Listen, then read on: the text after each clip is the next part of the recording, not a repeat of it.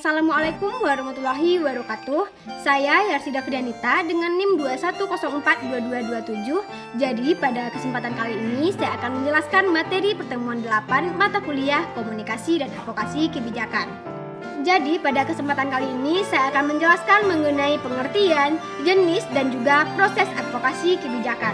Langsung saja pada pembahasan kita yang pertama, yaitu pengertian advokasi kebijakan.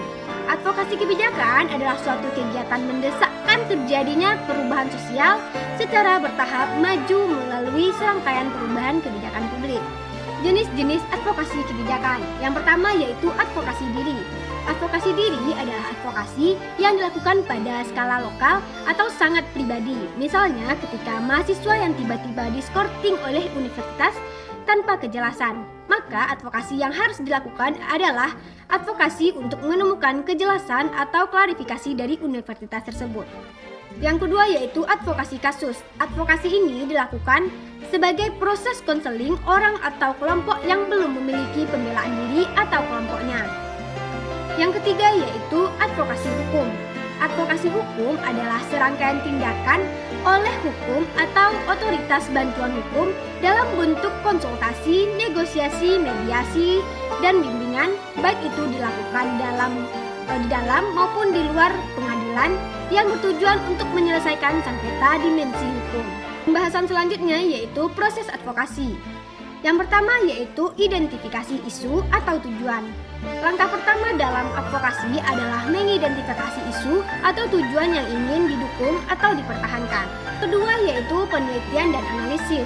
Nah, setelah mengidentifikasi isu, langkah berikutnya adalah melakukan penelitian yang mendalam tentang masalah tersebut, yang mana hal ini termasuk dalam mengumpulkan data, mengidentifikasi penyebab, akar, dan juga menganalisis implikasi sosial, ekonomi, atau politik dari isu tersebut. Yang ketiga yaitu pengembangan strategi. Advokasi ini melibatkan pengembangan strategi untuk mencapai tujuan tertentu. Hal yang dilakukan yaitu memilih pendekatan yang tepat, mengidentifikasi pemangku kepentingan, dan merencanakan taktik yang efektif. Yang keempat yaitu penggalangan dukungan. Salah satu aspek utama dari advokasi adalah membangun dukungan untuk isu atau tujuan yang kita dukung.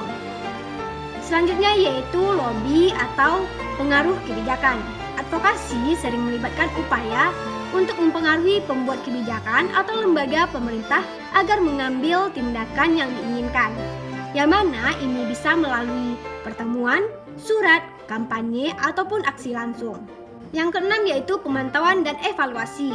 Selama proses advokasi, penting untuk terus memantau perkembangan, mengevaluasi strategi yang digunakan, serta mengukur dampaknya terhadap pencapaian tujuan advokasi. Yang terakhir yaitu kolaborasi. Advokasi yang efektif sering melibatkan kerjasama dengan organisasi lain, jaringan advokasi, ataupun kelompok masyarakat agar memperkuat suara dan memperluas pengaruhnya. Pembahasan yang terakhir yaitu mengenai model advokasi. Yang pertama yaitu advokasi kebijakan. Model advokasi ini fokus pada mempengaruhi pembuat kebijakan baik itu di tingkat lokal, pemerintahan nasional ataupun internasional. Yang kedua yaitu advokasi publik. Model ini melibatkan kampanye untuk mengubah opini publik ataupun kesadaran masyarakat tentang suatu isu atau tujuan tertentu. Yang ketiga adalah advokasi komunitas. Model ini berfokus pada mobilisasi dan pemberdayaan masyarakat lokal untuk berpartisipasi dalam perubahan yang diinginkan. Yang keempat yaitu advokasi hukum. Advokasi hukum ini melibatkan penggunaan sistem hukum untuk memperjuangkan hak-hak individu atau kelompok. Advokasi hukum mencakup dalam pengajuan gugatan, representasi hukum, ataupun advokasi reformasi hukum guna melindungi hak-hak manusia. Yang kelima yaitu advokasi media. Model ini menggunakan media massa sebagai alat untuk menginformasikan, mempengaruhi, ataupun mobilisasi masyarakat. Yang keenam yaitu advokasi interpelasi. Advokasi ini bertujuan untuk menantang atau mengkritik pihak-pihak yang berwenang secara langsung seperti pemerintahan atau lembaga kebijakan. Baiklah, sekian pembahasan dari saya. Jika ada kata-kata yang salah, saya mohon maaf sebesar-besarnya. Akhir kata saya ucapkan Assalamualaikum warahmatullahi wabarakatuh.